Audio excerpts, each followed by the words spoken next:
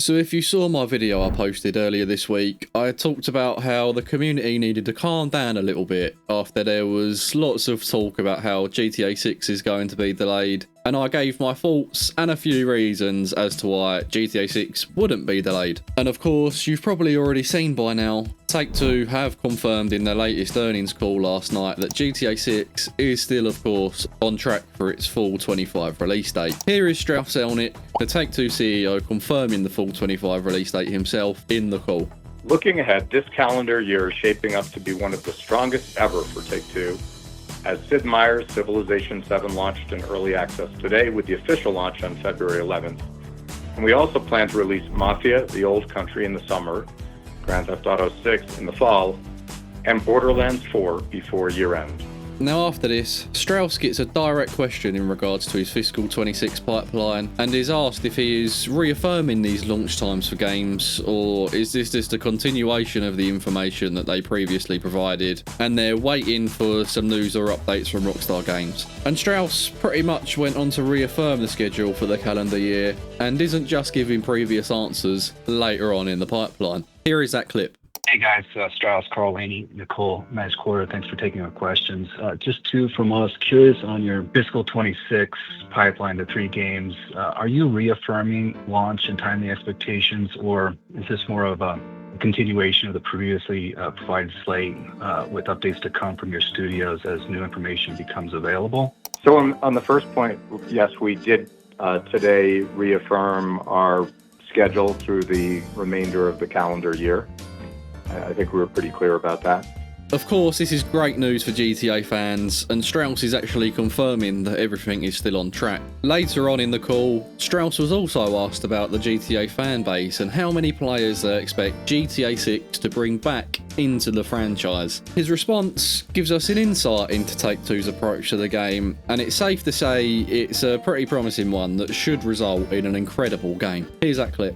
I wanted to ask, how much of the total number of fans that have ever touched GTA and have brand awareness of GTA could potentially be reactivated once this GTA 6 launch actually happens. I gather that there is a much smaller percentage of those, a small percent of those fans that today are highly engaged.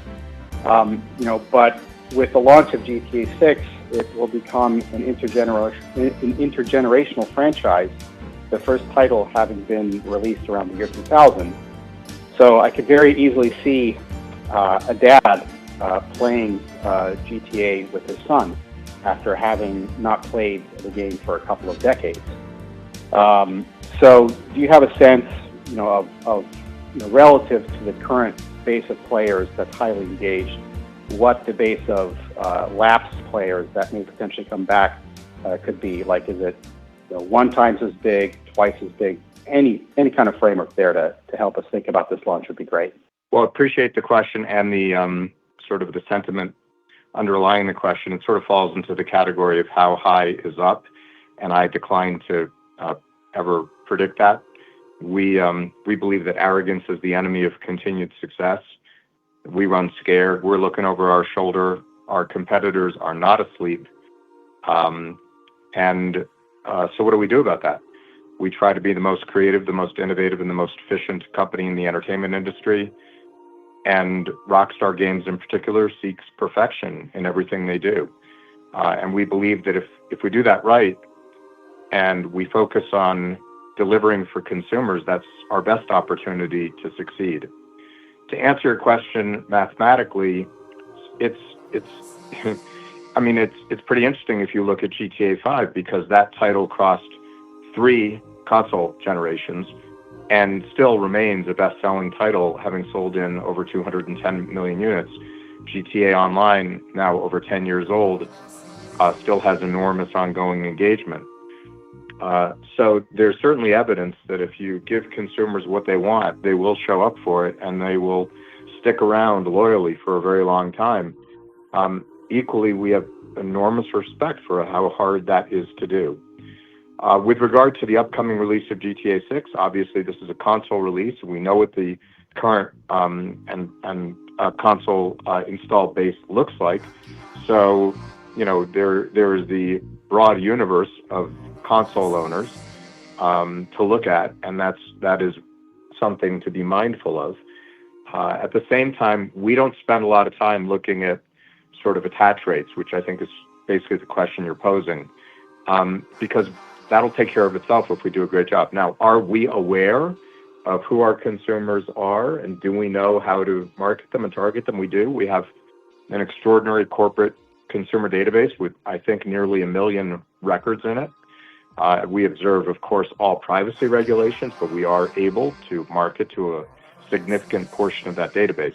So we are mindful of who's been engaged with GTA and GTA Online previously. We're mindful of those who we believe will be interested in the title going forward, and we can tailor our marketing accordingly. But we genuinely don't spend a lot of time thinking about, well, is this going to be, X number of units or Y number of units, because that doesn't change anything that we can do. We focus on what we can affect, and we let the outcomes take care of themselves.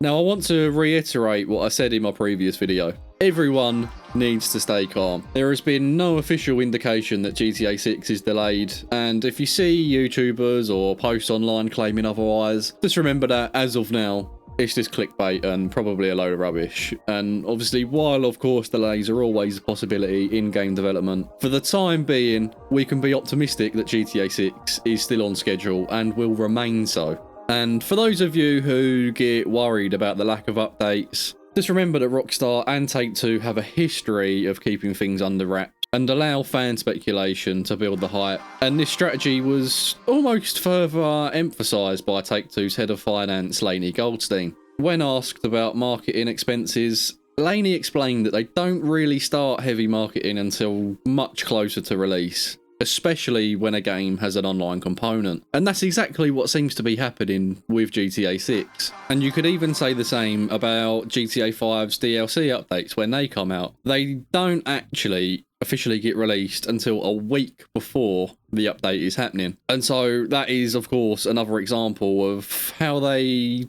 tend to market and release their games and updates. Personally, in my own opinion, I would say the next few months, which of course will see us around 5 to 6 months away from launch, that is when we see a new trailer and we could start getting some more information, such as an actual release date and of course actual pricing. And let's all hope that it's not actually going to be the sort of price tag that we keep seeing rumoured of online of up to $100, which, yeah, that would be pretty nutty. That's all the information we have right now, people, and again, please stay calm, don't listen to the rumours, and just wait until you hear it from Take-Two or Rockstar themselves. If you like this video, please drop a like and subscribe to stay up to date with the latest and greatest on GTA 6 as it happens. Thanks again for watching, and I'll see you in the next video.